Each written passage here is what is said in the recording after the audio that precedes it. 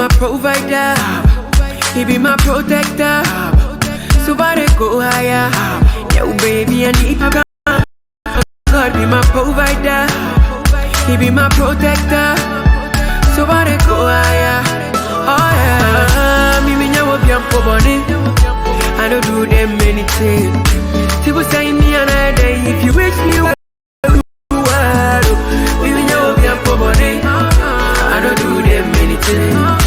People say me another day if you wish me well, I wish you well. Eva, Eva, I still dey fight for the paper. Me go be later. Eva, Eva, I still dey fight for the paper. Me now no be later. Yeah. Nana nyami kebi mami, kebi mami, kebi mami, kebi mami, kebi mami. Nana nyami be kebi mama, kebi mama. Nana nyami kebi mami, kebi mami, kebi mami, kebi mami, kebi mami, kebi mama. Nana nyami be kebi mama.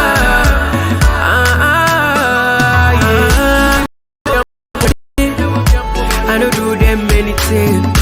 People say me another day if you wish me well, I wish you well.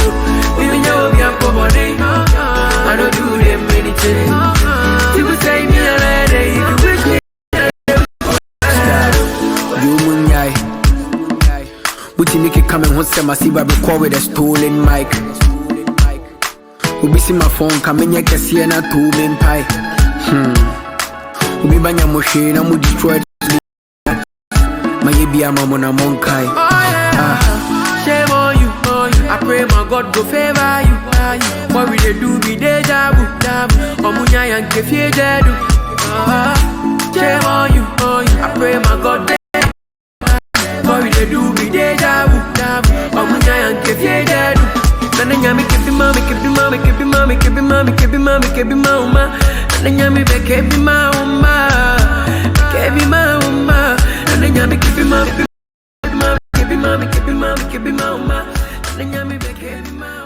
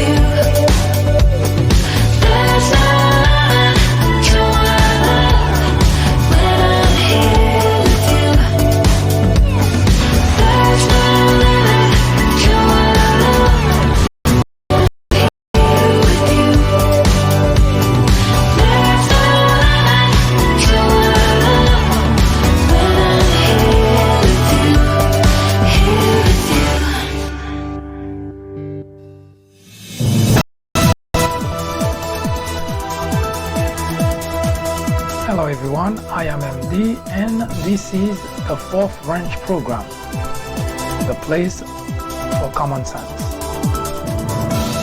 Today we continue the conversation about the race to 2020. We also take the opportunity today to talk about an extremely important topic, the state of our country. What will it be like if the Republican Party, all the legislators in the Republican Party, and the party in general continue to suffer a record deficit of leadership at the helm of the party? What the hell is the country going through? That and much more as we continue.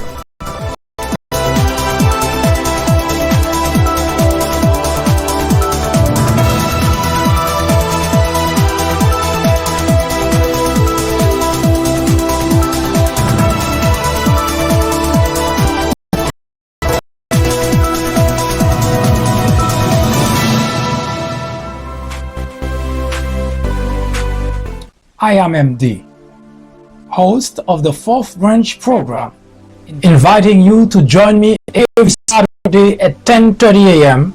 and every weekday at 2 p.m. for discussions of social political issues and to dissect the meaning and the importance of current events as well as to understand of legislations. The Fourth Branch Project is not associated with any political party, and we at the Fourth Branch do not have any political agenda or aspiration. Our ultimate objective is to work towards achieving a more perfect union by removing ignorance, the biggest obstacle to our democracy. Stay with us. We will be right back.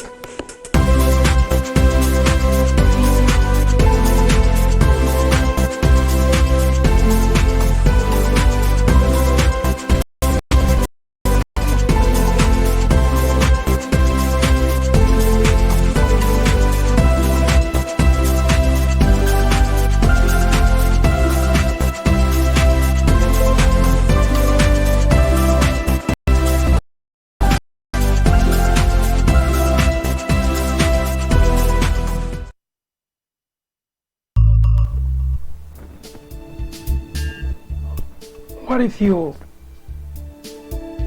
were to go to bed and you wake up in the morning, you find yourself living in an environment in which the government controls everything, dictates everything.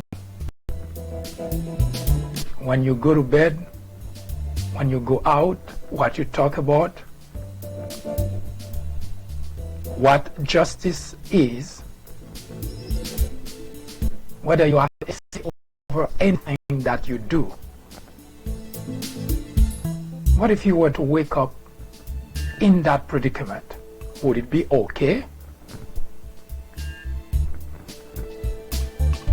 Of course, the predicament that I just described sounds more like a nightmare, that something that could never happen in the United States of America. It's only something you would see in a movie and shrug it off, because how possible can that happen in America?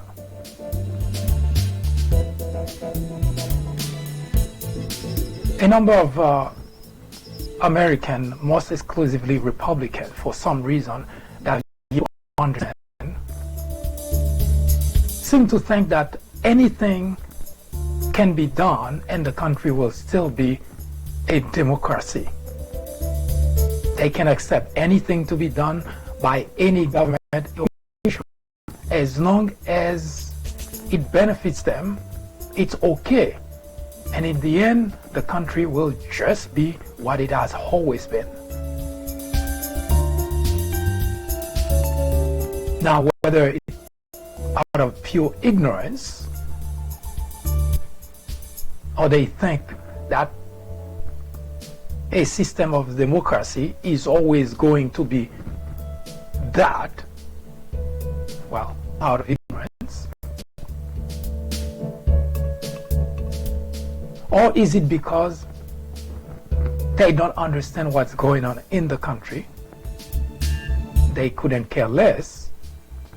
Or maybe they have a plan to exit the country when things got worse. You see,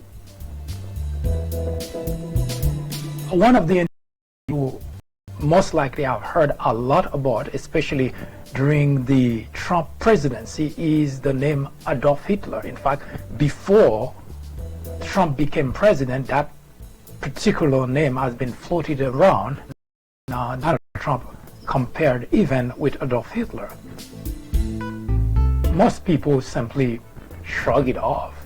In fact, they think it's outrageous to compare Donald Trump with Adolf Hitler, because Donald Trump, as my fellow Republicans like to point out, did not kill 6 million Jews.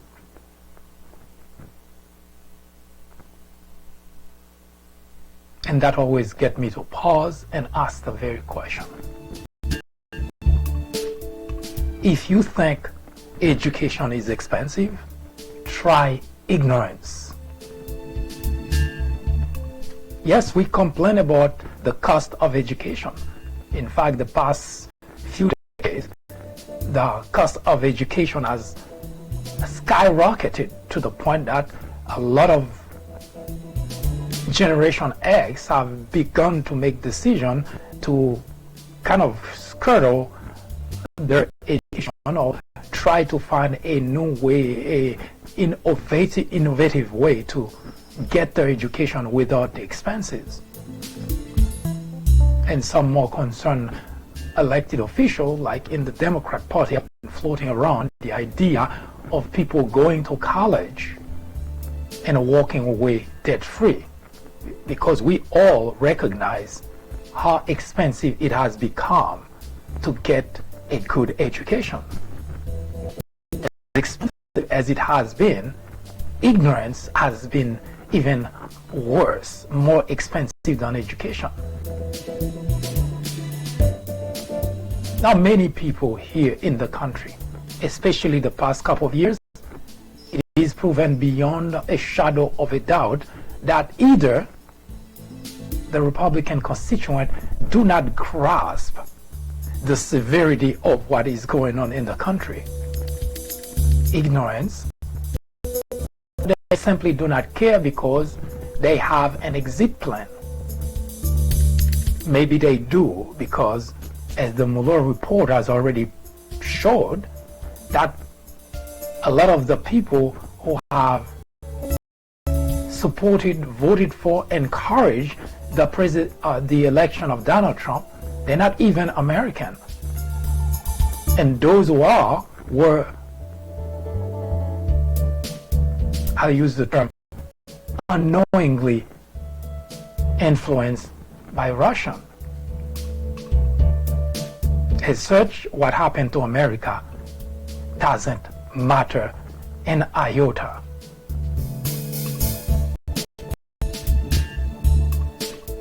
I always have a high degree of tolerance for teaching, especially children, knowing that they have to learn from us adults, right from wrong, good from bad. But I must say, in all fairness, the past 2 years, I have not been angry. I have been disheartened by what is going on in the country. Now, Donald Trump is just a man, and the system of our government was structured in such a way that we can survive the mistakes of the president 4 or 8 years.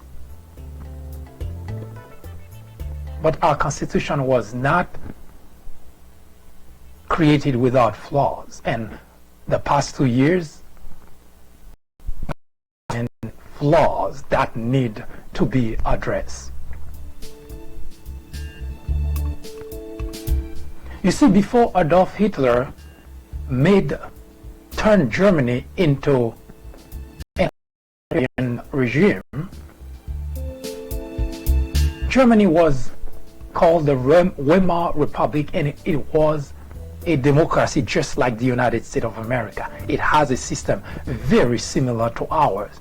Reichstag and Reichsrat, the equivalent of Congress and the Senate, and of course all the other institutions which help to guarantee the freedom the German enjoyed. And was also the freedom of the press, which helped to hold the German government accountable.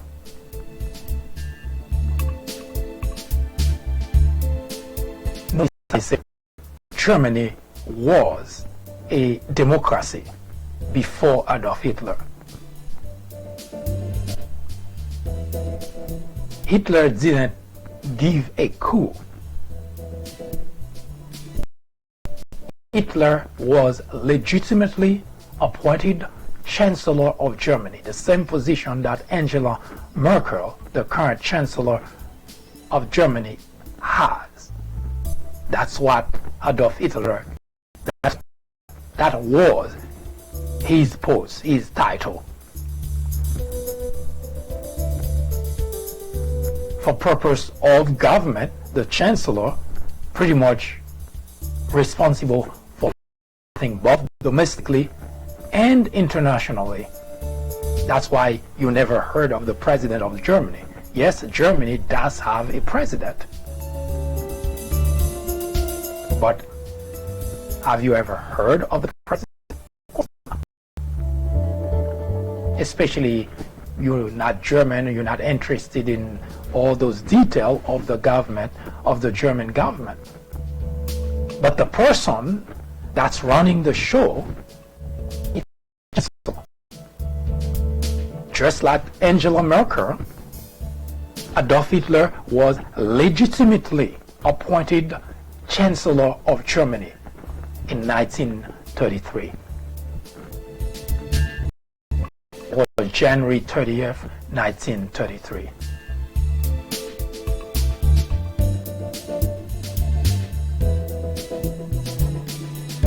Whenever a people fail to understand the events around them, there will become a time when they will be subject to the same treatment that they thought they would be spared if they continue to support an authoritarian individual, a leaning authoritarian individual. Just like the United States of America, when Adolf Hitler was appointed Chancellor of Germany, they had a constitution which guarantees freedom of press, freedom of expression, which guarantee all the German citizens to move about without any fear from their government.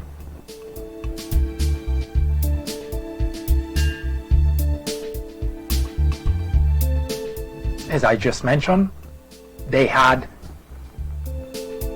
a system of democracy very similar to what we have here in the United States of America.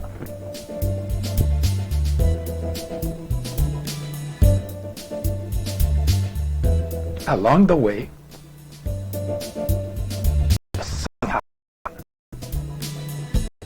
Adolf Hitler was appointed Chancellor of Germany, and the Reichsrat and the Reichstag, again the equivalent of Congress and the Senate, went along and pour more power, more authority onto Adolf Hitler. So he asked, they give. He asked, they give, until it becomes a point where this is really where the demarcation made Adolf Hitler who the world became to know him as, where he asked the houses, Reichstag and Reichsrat, to pass a legislation to give him plenary power for a period of 4 years. It could have been 6, I'm not certain, but it's between a period of 4 and period of 6, renewable at some point. I guess when legislation that kind of power, that call it plenary power, but he managed to convince members of the Reichsrat and the Reichstag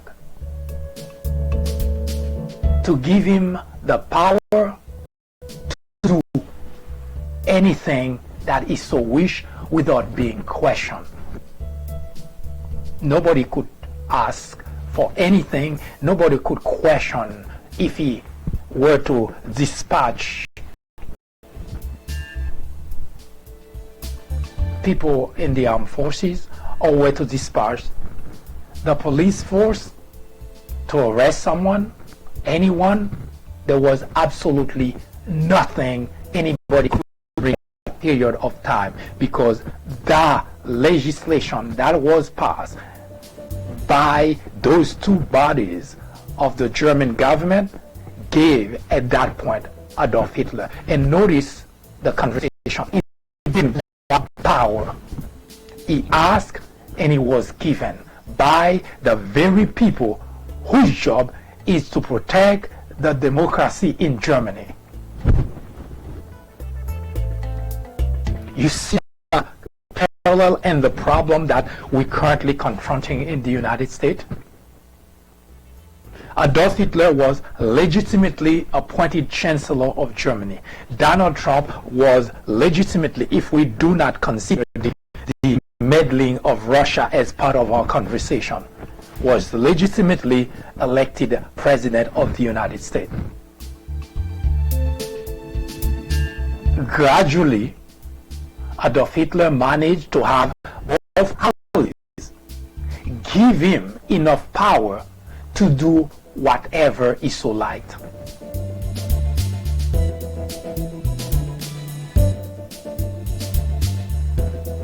You think it's impossible for the United States of America to find itself in that predicament? Have you watched the Republican Party?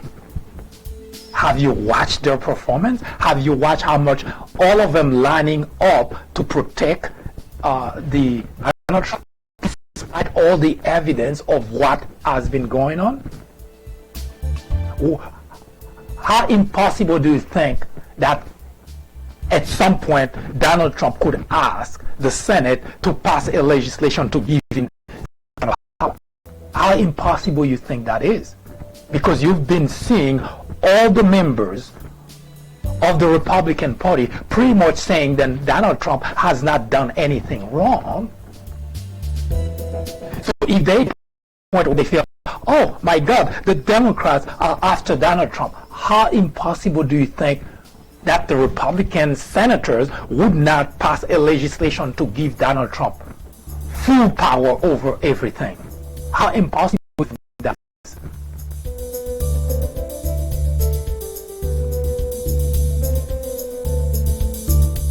Not that impossible at all, because in the case of Adolf Hitler, I'm certain that not everyone is a student of international world history, so there is a pretty a likelihood that the detail of why that happened during Hitler's time, why it happened. There was a fire that broke on one of the chambers, that was set on one of the chambers, and Adolf Hitler used that as an opportunity to say, you know, we have big problem in this country, and I have to get to the bottom of that in order for my government to work, in order for my government to protect the nation. I have to have I don't have the time to come to Congress. I don't have the time to go through this whole process in order to get to the bottom of this. So I need you guys to give me the power so that I can do whatever is necessary to find the perpetrators and whatever is necessary to bring them to justice and to be able to protect the country. That was Adolf Hitler's argument. But that was because in a democracy, there is nothing that happened that should have provided the one individual that kind of power. But that's what Adolf Hitler used, and guess what? Both the Reichstag and the Reichstag gave Adolf Hitler the chancellorship. They didn't say Adolf Hitler, but they gave the cabinet, the chancellorship, that kind of power. And Adolf Hitler was the chancellor.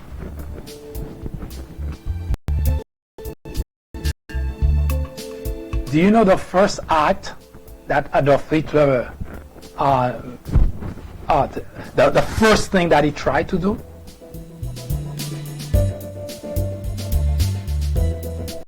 The first thing that Adolf Hitler tried to do was to shut out the media.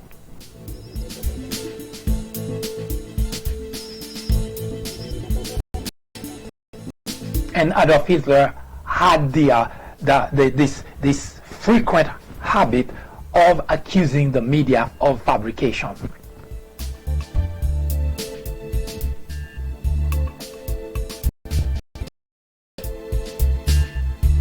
We watched yesterday the performance of the Republican senator, members of a judiciary committee whose job is to hold the executive branch accountable. That's what makes democracy work in America. It doesn't matter whether you're a Democrat or a Republican. In fact, the more that you inquire, the more that you bed with the executive branch, the better it is for our democracy, because that's what protects the system of government we have here.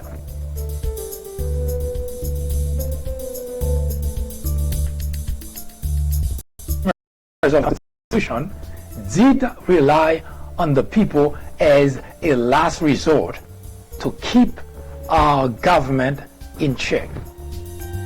Now, in the 2018 midterm election, that job was done by the people halfway, and that's the reason today we have the predicament we have. That you have the Congress that's trying to place a check on Donald Trump, and you have the Senate that's simply shielding him from everything. Now, we heard Lindsey Graham telling you there was absolutely nothing wrong that Donald Trump has.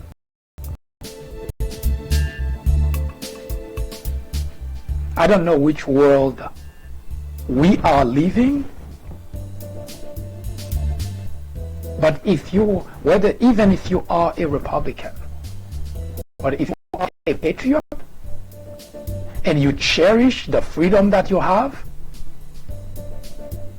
it is time that you stop making noise just and support the Democrat so that the Republicans can get in line and help protect our democracy. Because the position that they have taken today is very reminiscent of what happened in Germany. And don't sit on your laurel thinking that will never happen in America, because the circumstances which made it possible for that to happen in Germany, we start seeing the shaping of that here in America today.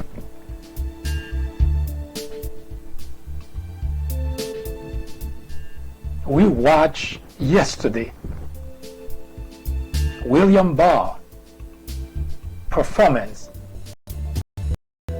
but it's not the William Barr performance that is so much a trouble for our nation. Is the fact that William Barr is the Attorney General not the attorney of Donald Trump, the attorney general. And once you start, and if you've been watching, if you are a patriot, and notice I don't say American citizen, because being an American citizen doesn't make you a patriot. Those are two different terms. If you are a patriot, what the Republican Party, the legislators in Washington, should be of grave concern to you, because the erosion of any democracy, it's not something that you just wake up, it happened. It is something that gradually happens until it is no longer. Adolf Hitler used the fire that broke in one of the houses in Germany in 1933. That was the excuse that he used. And as a matter of fact, it was highly suspicious that the fire was set by the Nazis. They never could prove it, even as of date that I'm talking to you, as of date, they never could find who set the house on fire. Adolf Hitler, that was a ploy by the very people who supported him, because he needed to have more power. He needed to do things that would have never been allowed in democracy. As such, he set up something, and that was the fire.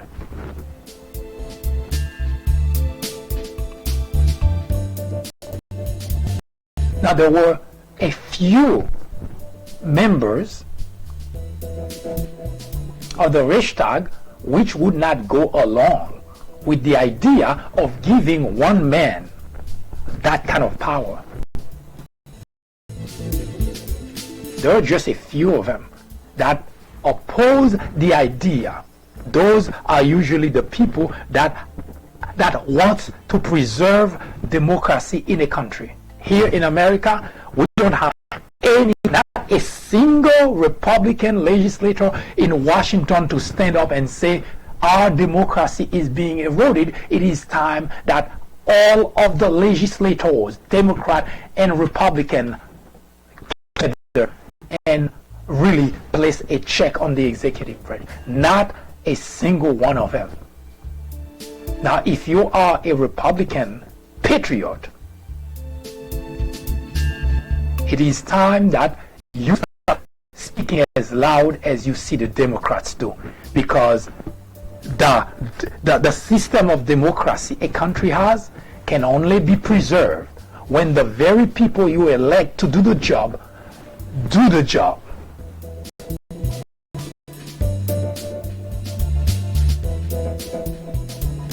And what makes the predicament even worse is the fact that behind the scene, all those legislators that are working so aggressively to shield Donald Trump from paying the consequences of his actions, behind the scene, when they speaking off the record, they know it is bad for the country. But you, constituent, you don't know that because you don't hear them saying that. You think it's those damn Democrats that are just talking to you in a way that maybe your mind, your brain can grasp. Those damn Democrats have always been at the forefront of doing things that align with decency, integrity. Not just saying they're decent, not just saying that they patriot, but they've been doing what the Republicans have been claiming to be. Republicans claim to be patriot, but clearly tells you that they couldn't care less about the country. And that is a fact. We're watching it evolving right under our nose. William Barr for his nomination, for his confirmation, and said under oath that he would be transparent. He would abide by the rule of law. You may like William Barr lying for the president. You may like it because, hey, that's exactly what you would want. An attorney that lies. But it's not just about William Barr lying. It's about the erosion of our democracy. It doesn't happen overnight. It happened gradually. Adolf Hitler became Chancellor of Germany. He managed to convince legislators from the Reichsrat and the Reichstag to give him power enough to do unbelievable things, despicable things. He shut the freedom of expression.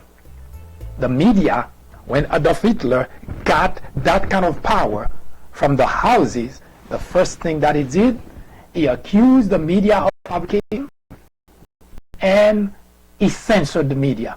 Nothing could be printed without the Chancellor office giving the green light. Nothing. And what do you think you can possibly print about the Chancellor? So not only the German public was completely in the dark, the world was completely in the dark. Which, by the way, was the reason World War II could happen. Because while Adolf Hitler was planning to invade the neighbors, was planning to do things that would literally trigger World War II, nobody knew about it because the media was censored. Here in America, we have all the institutions which are considered safeguard for our democracy are destroyed, and now the very branch of government, the legislative branch, the Senate, which is controlled by the Republicans, simply say, Mr. Trump, we are your protector. That's our democracy.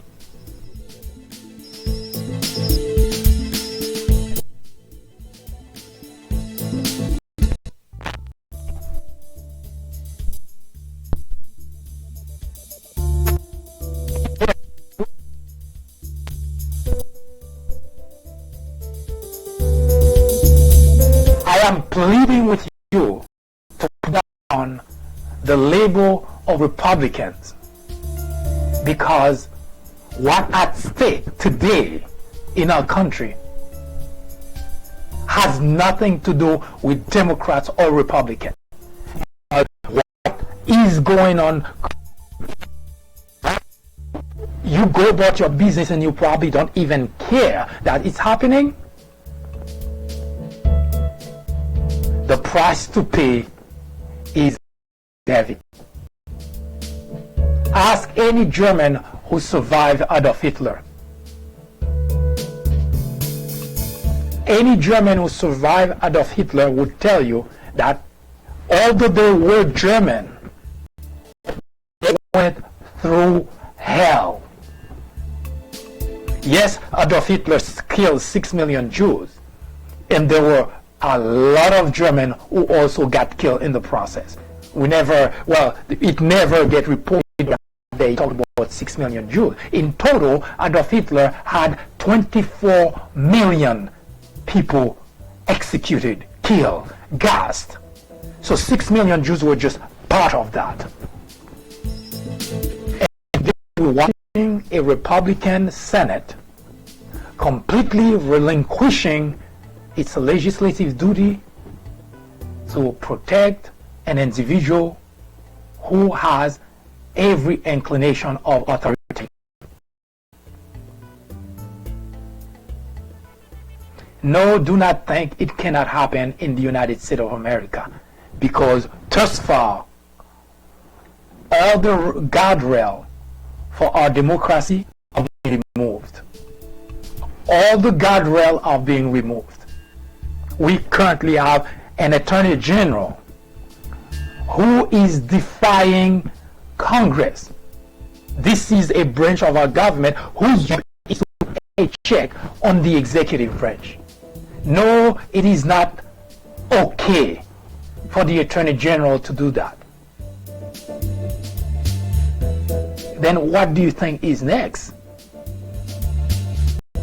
The Republican Senate is okay with that. The Republican Senate is going along with that. What do you think would happen next? You think that is just that impossible? I would bet that's probably what German or two under Adolf Hitler. That is impossible. We're not going to lose our democracy. It took Adolf Hitler 18 months to completely remove the idea of freedom in Germany. It didn't happen overnight like you may have thought, that Adolf Hitler just walked and become a dictator. No, it did not happen that way. Adolf Hitler worked his way to become a dictator and have power to do anything he wanted. And what even more sad about this story is the fact that members of the legislative branch in Germany, the Reichsrat and the Reichstag, which are the equivalent of Congress and the Senate, they went along with it. Exactly what we are observing today in America. The Senate today, since Republican control the Senate. Now imagine for 1 second that they still control the Congress. It is the Senate today. So no, it is not a small thing. And it is not okay just because you support Donald Trump. Because Donald Trump will be gone and hopefully die sooner rather than later. But our country cannot afford the idea of moving toward. Republicans have always been talking about socialism as a problem, about authoritarianism, about dictatorship. You think socialism is bad, and Republicans always up in arms telling you it's bad for the country, but they okay with an authoritarian regime?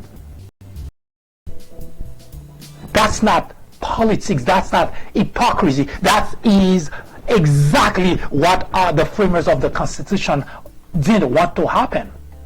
You think socialism is bad? It's so bad that Republicans are using that day as the monster to tell you not to vote for a Democrat candidate in 2020? And yet they okay with a president who has authoritarian tendency, and they actually going along with that? And it's okay?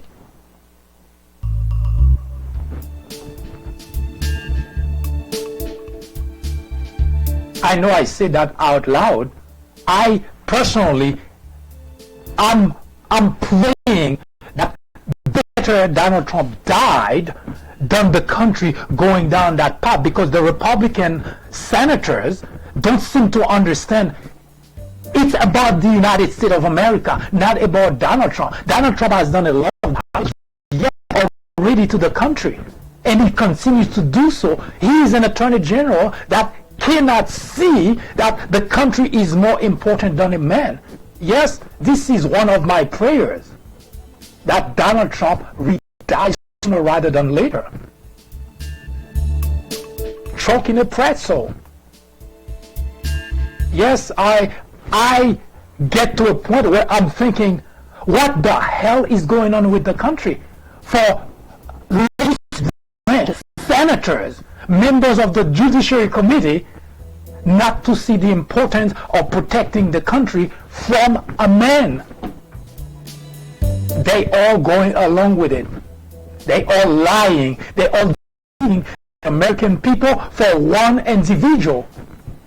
They would not even stand for God. And I say that literally speaking because all the religious people that pretend to be Christian, they rather worshiping Donald Trump than standing for God. We know Donald Trump is no Christian. His behavior, his language, his actions are not Christian. And yet those leaders, the Christian leaders who pretend to love God, they too worshiping Donald Trump instead of worshiping God. And they have all those people dragging them behind to protect a man who is not worth protecting.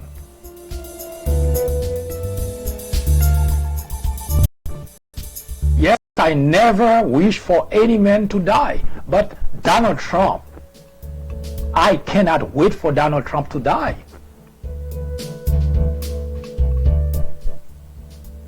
Because the cost, the damage is being done.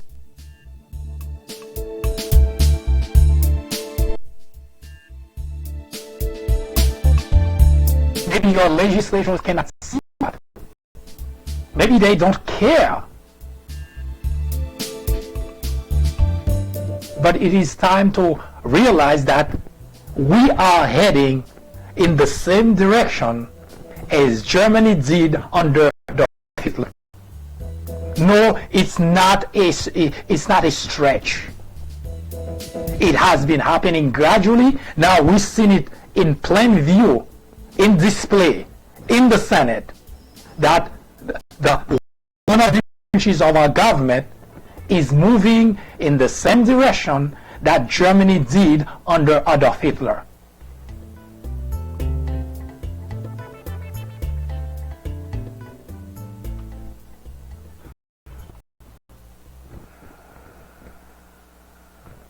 The question is,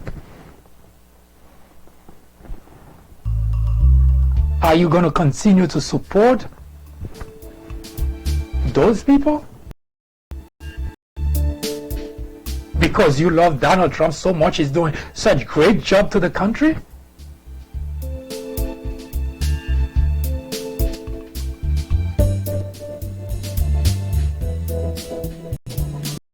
I am frustrated not because Donald Trump is president of the United States, but because the members of the whole Republican Party is playing a game that is very dangerous for our nation. We have had presidents that are bad. We have had mediocre presidents. We have had incompetent presidents before. But we as a country, we always at least come to our senses to realize that the country is much more important than a man. And we know that Lindsey Graham knows what he's doing is wrong because he personally, not somebody else saying it, he personally went after Bill Clinton for having an affair. And he saw to it that the impeachment process for Bill Clinton happened. And we're talking about Donald Trump, the kind of things that happened under Donald Trump as a candidate and as president would make Bill Clinton a saint, literally speaking. Here is what Lindsey Graham said about Donald Trump. So Lindsey Graham knows that Donald Trump is a scoundrel. And yet today, it takes the whole Republican Senate to follow him to shield an individual who is causing great damage to our nation. He is Lindsey Graham. I'm not going to try to get into the mind of Donald Trump because I don't think there's a whole lot of space there. I think he's a kook. I think he's crazy. I think he's unfit for office.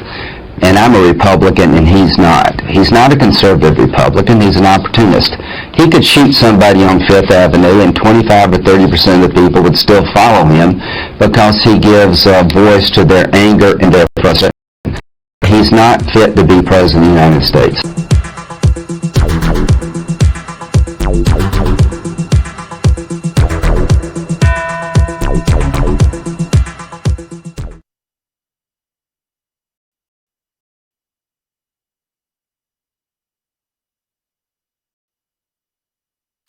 I heard that Lindsey Graham telling you in his own words, Donald Trump is not fit to be president of the United States.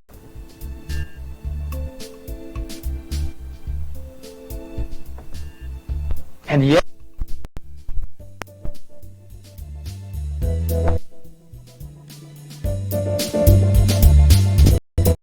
who's protecting him? Lindsey Graham. As it is probably or should be obvious at this point, the 2020 presidential election, we cannot just see it as just the presidential election because the soul of the country is in the balance. For the first time in the history of the United States of America, we have an individual in the Oval Office who means absolutely nothing. He lies about everything that he says, everything that he does. And he gets everyone around him to lie. Everyone who works for the Trump administration lies about everything. That is unprecedented. And Trump himself, he just cannot not lie. But that's not the big problem. It's the fact that all those individuals who supported him, who voted for him, continue to listen to an individual whose words are the words of the devil. Speaking, isn't the Bible telling us that the devil is a liar? I even wonder sometimes if the devil lies as much as Donald Trump does.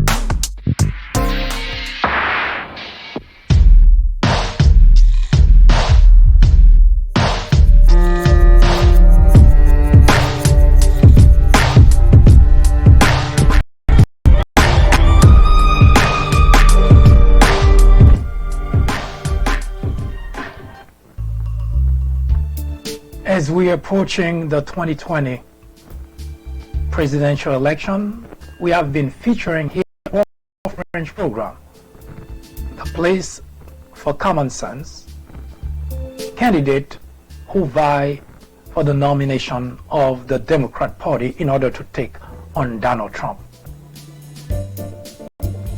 We will feature Elizabeth Warren, one of the individuals who, of course, want you to vote for her, to take her all the way to the end, in order to be the individual to become the next president of the United States.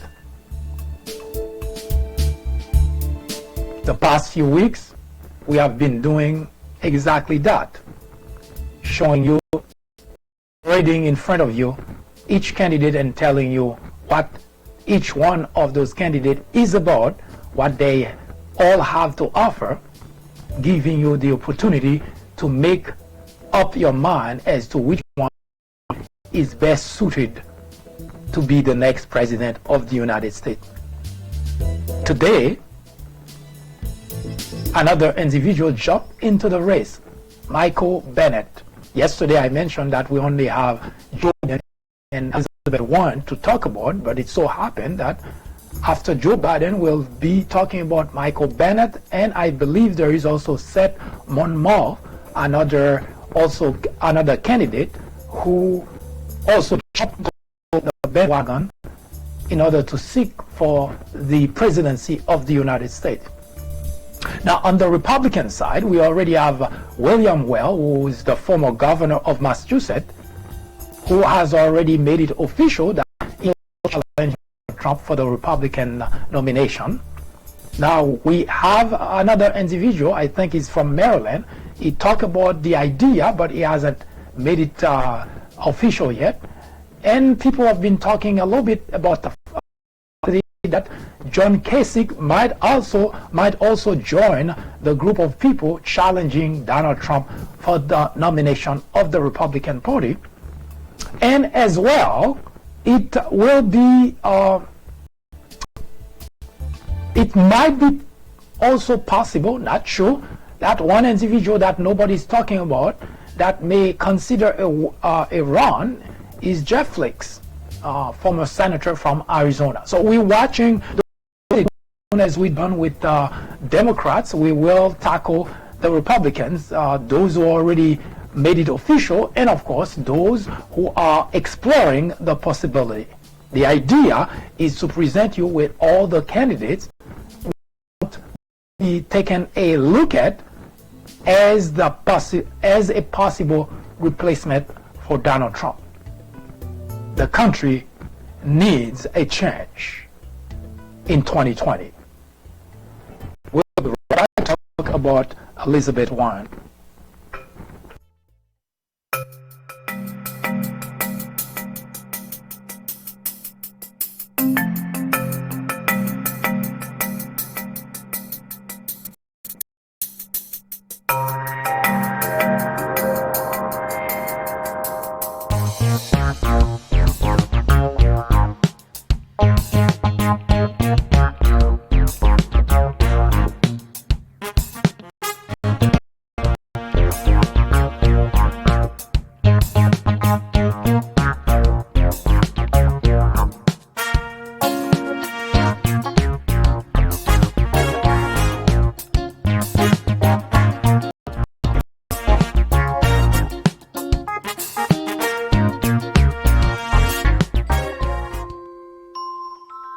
After reading several books based on presidents and on Obama specifically, I found that they're typically partisan. The legacy targets the heart of the issue by giving credit to the president where it's due, but definitely coming down hard on Obama on his bigger failures, like his handling of the Syrian crisis. If you are in college, going to college, you are an educator, a faculty member, or someone with interest in government or politics, The Obama Legacy is definitely a book to read. My professor recommended The Obama Legacy. A friend actually recommended The Obama Legacy. I would highly recommend this book for anyone, whether for academic use or leisure reading. Recommend the book to anyone out there searching for an impartial and unbiased look into Barack Obama's tenure as president. I would definitely recommend this book as a good read for both liberals and conservatives.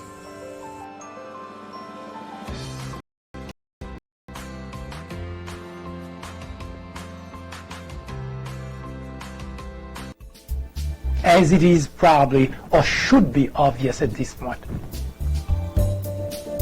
the 2020 presidential election, we cannot just see it as just another presidential election, because the soul of the country is in the balance.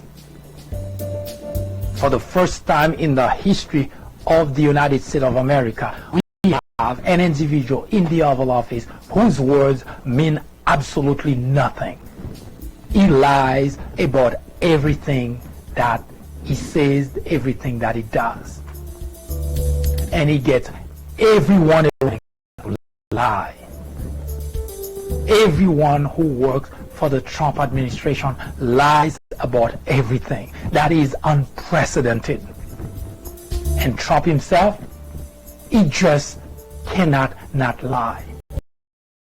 That's not the biggest problem. Is the fact that all those individuals who supported him, who voted for him, continue to listen to an individual whose words are the words of the devil, literally speaking? Isn't the Bible telling us that the devil is a liar? I even wonder sometimes if the devil lies as much as Donald Trump does.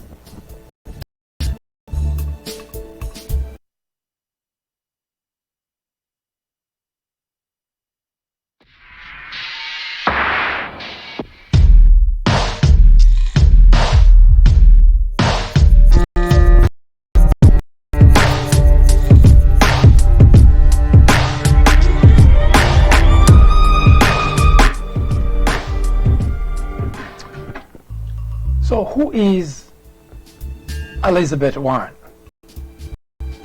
Me personally, I made the acquaintance of Elizabeth Warren a very, very long time ago.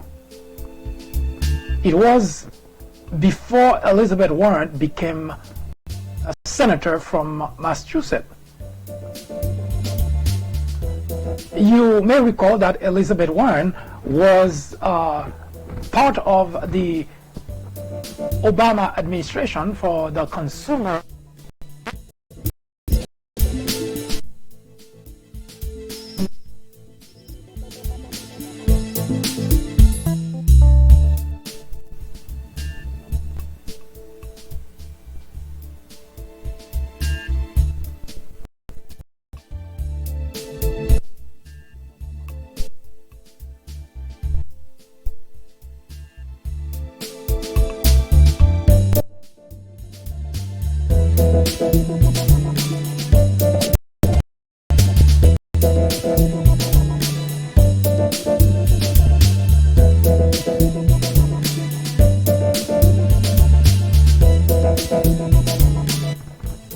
I apologize.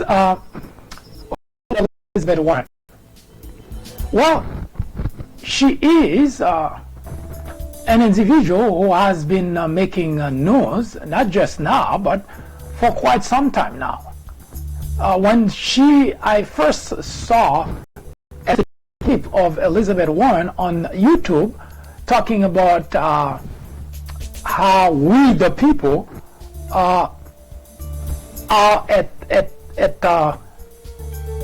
should be at the center of whatever does, because we fuel everything. We vote for people in office, we pay taxes, we pretty much fuel our government. Without our taxes, the government cannot work.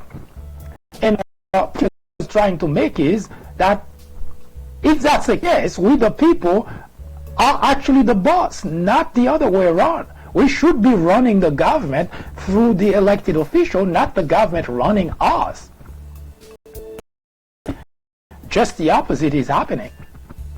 Now, let's get back to the credentials so that we can tell you a little bit about what Mrs.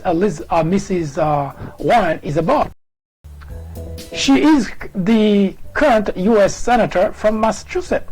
She was elected in that office on January of 2013.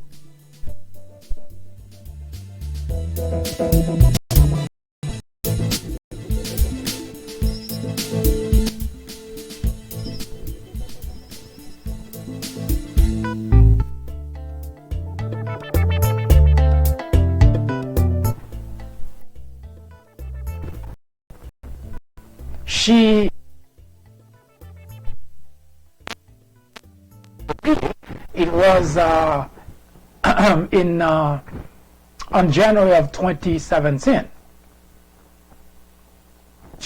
She's a special advisor for the Consumer Financial Protection Bureau. Now, what does that mean? You may recall that during the Obama administration, legislation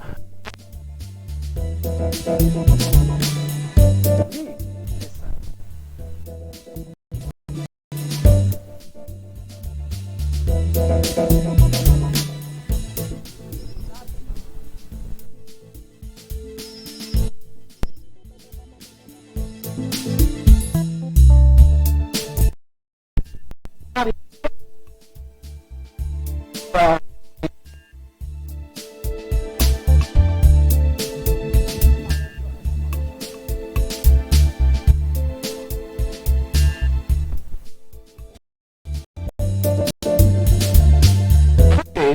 of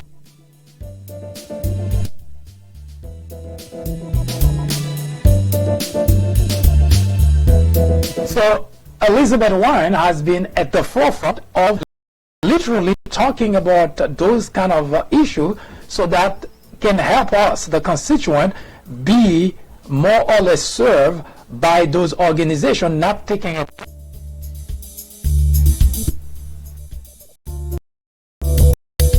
She was also the chair of the Congressional Oversight Panel from 2008 to 2010.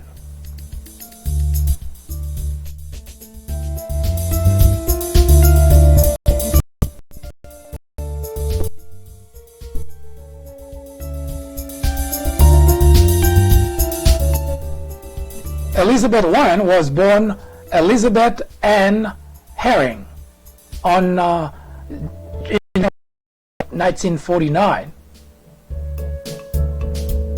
That would make her almost 70 years old. Well, she will be 70 in June.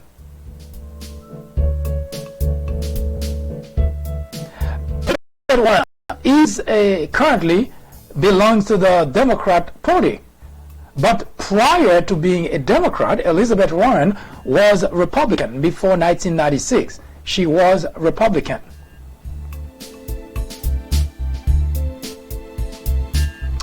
She was married to Jim Warren in 1968, and 10 years later they got a divorce, and she remarried in 1980, but chose to keep the last name of her first husband, Jim Warren, but she's now married to Bruce H. Mann.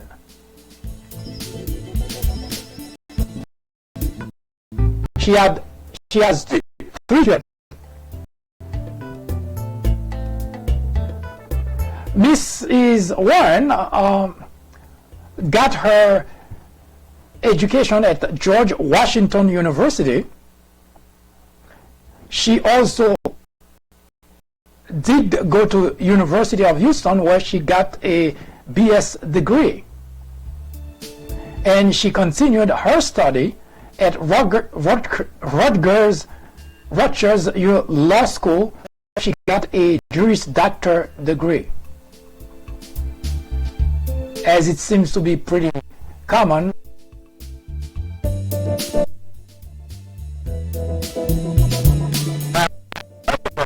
All seem to get a degree in their field of interest, but they all also went for a Juris Doctor degree.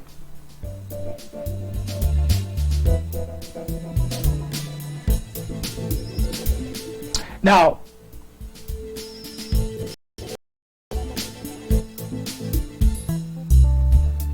what can Elizabeth Warren offer? What does she have? Where does she stand on issues?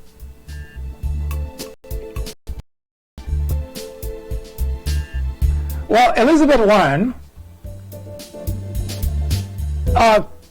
you may recall, created the Consumer Financial Protection Bureau in 2011. At that time, Obama was obviously president.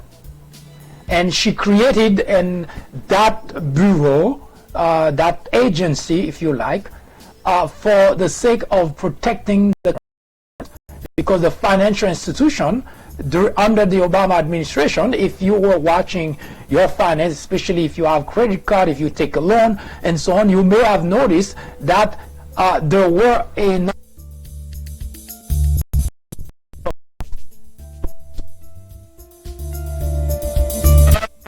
visited the Oval Office, all those things were reversed, and you start seeing, if you look at your credit card, the fees that they start charging you, they go back up to where they were before this Consumer Financial Protection Bureau came into existence. Yes, if you notice that Republicans always talk about lifting of people, and yet every chance that they have, they always act policies, regulation that benefit businesses to the detriment of the constituent. And by the way, not just Democrat constituent, to the detriment of all constituents.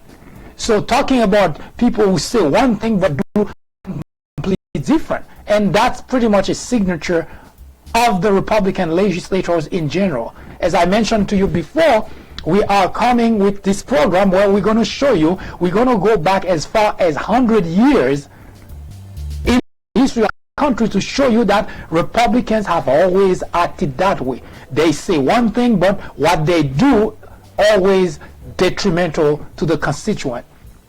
Now, you can always stick with whatever party you want to, but I want to show you, to prove you, to give you proof evidence that Republicans do not do what they say they want to do for you.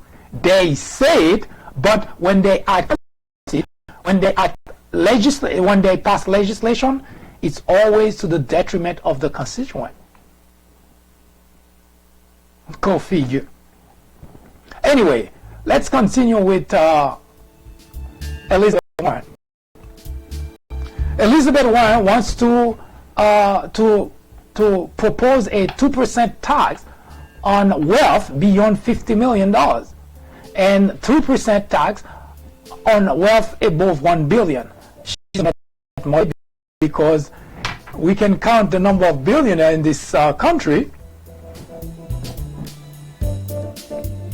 I think she's trying to be a little bit careful about putting taxes on those people.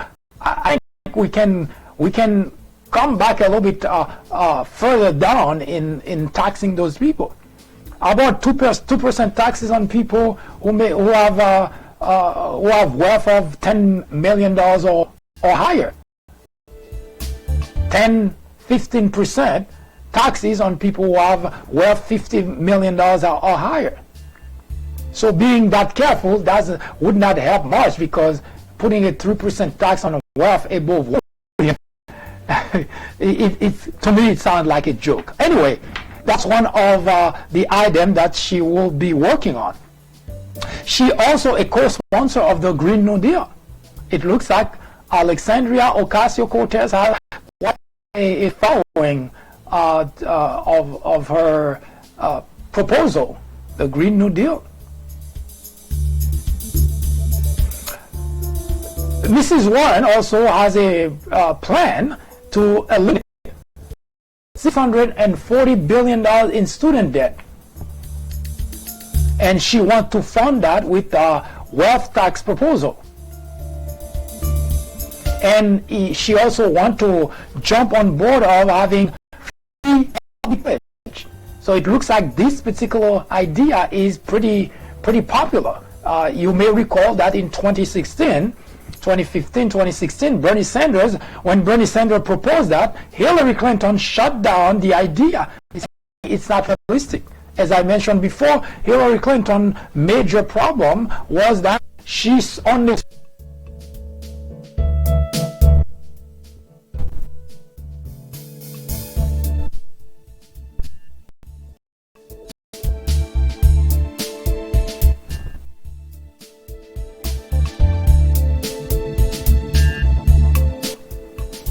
as it was pretty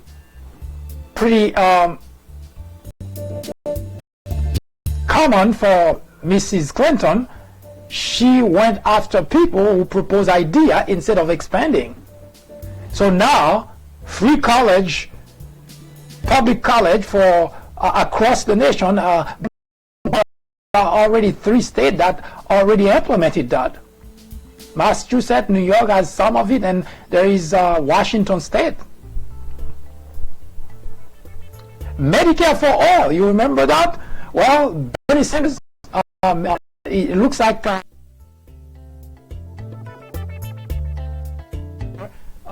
bill, Medicare for all.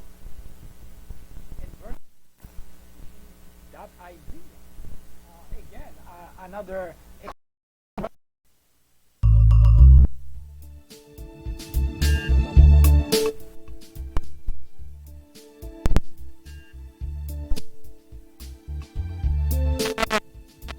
the Medicare for all that Bernie Sanders has been pushing, but it seems that Elizabeth Warren and a bunch of other Democrats vying for the Oval Office seems to be on board.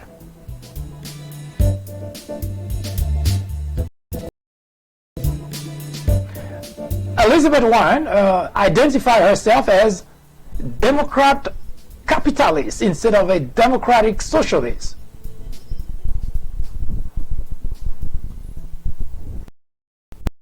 Elizabeth Warren also seems to may find herself being opposed by a lot of the tech people in Silicon Valley, because she has a plan to break Google, Facebook, and Amazon.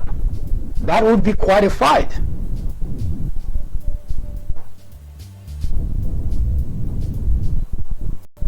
The way that she proposed to do that is by preventing companies that have over $25 billion in revenue to act as operator and as user of any platform.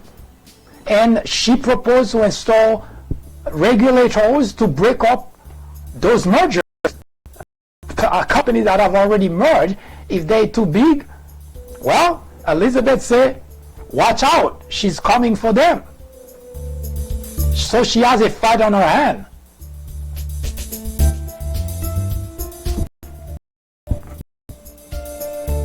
Elizabeth Warren also wants to have a tax, a corporate tax of 7% on companies with profit over $100 million.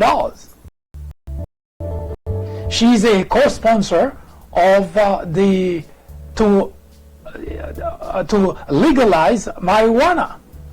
Remember, Cory Booker is also on board, and I think there is another person that's on board.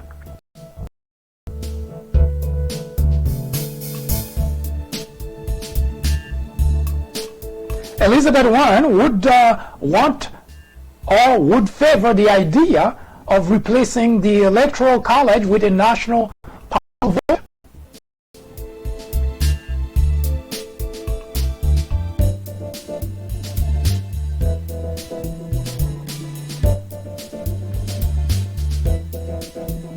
Now, all those are ideas that Elizabeth Warren believe would help push her to the top. Now, there is one aspect that I must mention about Elizabeth Warren. It's the fact that not only she just campaign and she's been going around setting a structure across the nation, across all the states, to make sure that she has base offices that can help propel her candidacy to the end. And on top of that, she has very serious plan, very substantial plan for the country. So she's not just running for president and hoping that if she makes it, then she'll have a plan. She'll have a plan. But she already pushing all her plan out, all her proposal.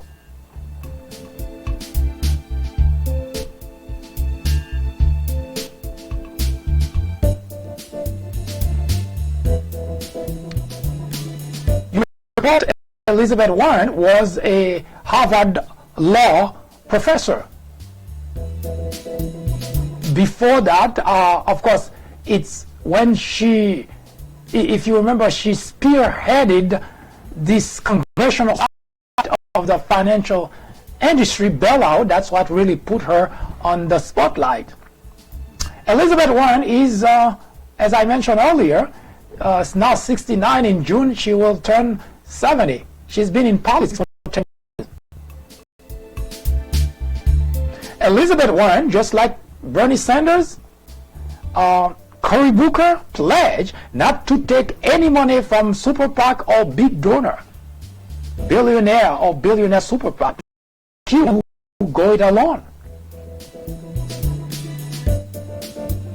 Now, Elizabeth Warren considered the 2% tax on individual whose net worth is $50 million, of individual whose worth is $1 billion, being a big idea.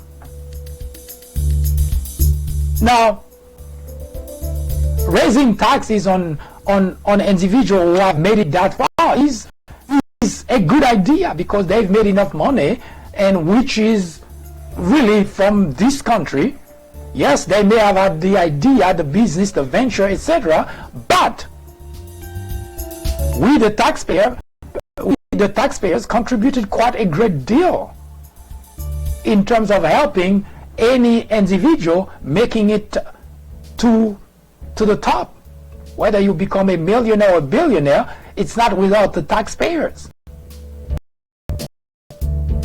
And that's what Elizabeth Warren was trying to explain in the video that I saw on YouTube by saying that, well, you could not possibly become a billionaire or a millionaire if you did not have a road, if you did not have a modus of transportation, and all those are paid by the taxpayers. We, the taxpayers, provide those type of facilities for businesses. So yes, we, the taxpayer, we have been instrumental in most businesses that have succeeded in this country. But most business people think it's just their brand that make it happen. Yes, we have to have a structure in place in order to warrant that those kind of things can happen. So, in a sense, this is Elizabeth Warren, the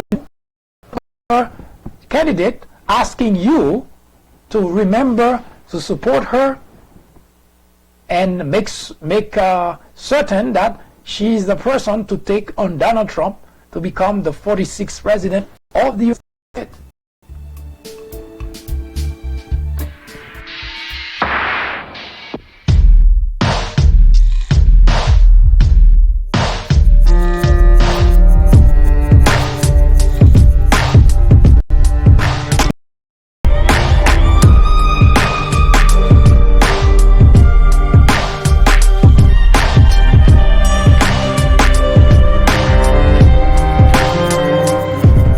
As it is probably or should be the 2020 presidential election, we cannot just see it as just another presidential election because the soul of the country is in the balance. For the first time in the history of the United States of America, we have an individual in the Oval Office whose words mean absolutely nothing. He lies about everything that he says, everything that he does. And he gets everyone around him to lie. Everyone who works for the Trump administration lies about everything. That is unprecedented. Himself, he just cannot not lie. But that's not the biggest problem. Is the fact that all those individuals who supported him, who voted for him, until listen to an individual whose words are the words of the devil, literally speaking. Isn't the Bible telling us that the devil is a liar? I don't understand if the devil lies as much as Donald Trump does.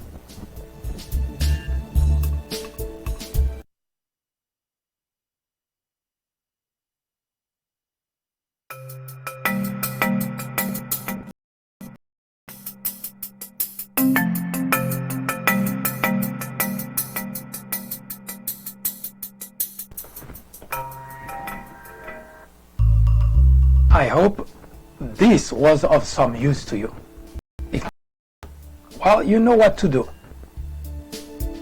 Send your comment, suggestion, criticism. Let us know how we're doing, how we can make it better. Should you have a topic you would like us to talk about, send it to us. We will research it. We will debate it right here on the Fourth Branch program. The place for common sense. In the meantime, I hope you have a wonderful afternoon. See you next time.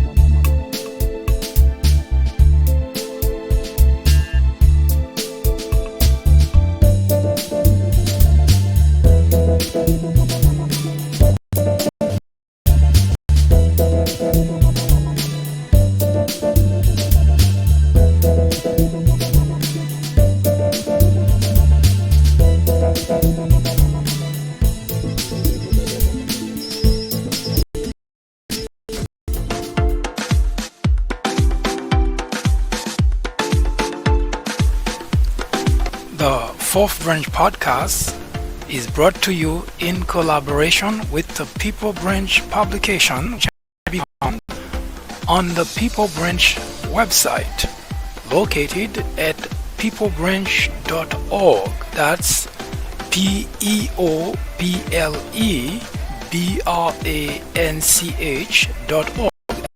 peoplebranch.org website, in which you will find a number of very interesting articles. My name is Mike Duchesne, MD for short. I hope you have a great afternoon, a great evening, whichever it happens to be. Hopefully you can join me again next time for another interesting episode of this podcast. That was the Fourth Branch, New York. Good day.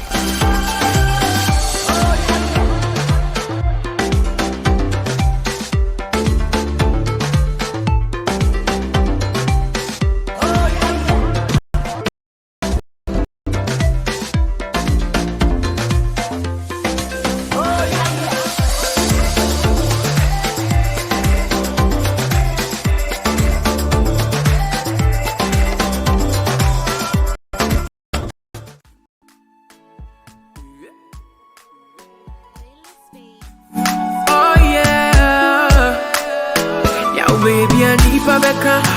My God be my provider. He be my protector. Somebody go higher. Yo, baby, I need Rebecca. My God be my provider. He be my protector. Somebody go higher. Oh yeah. Me nyawo bi ampo boni.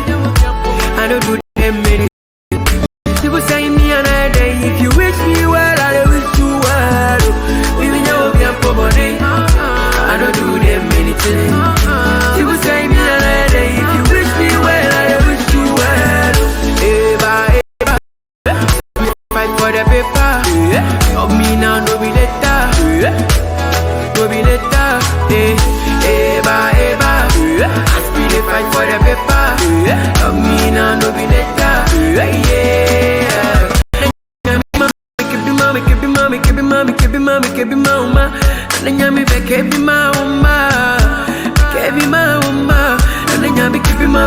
and then me kebi mama, and then me back kebi mama. Me nyawo bi ampo body, I don't do them anything. People say me another day. If you wish me well, I wish you well. Me nyawo bi ampo body, I don't do them.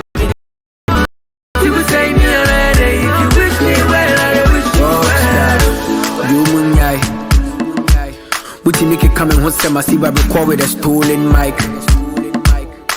Ubi see my phone coming here, can see and a two-man pie. Ubi banya moshe, na mu destroy the soul inside. My baby, I'm on a monkai. Shame on you.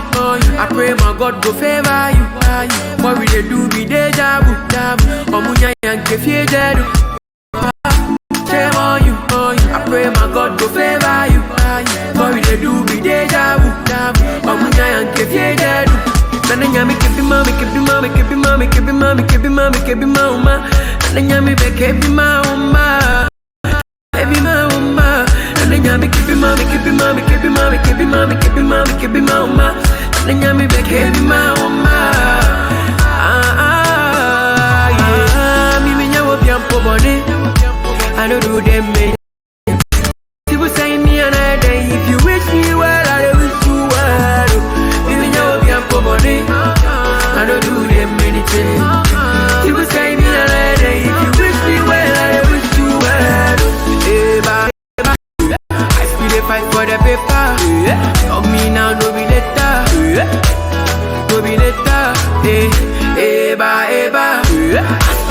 fight for the paper.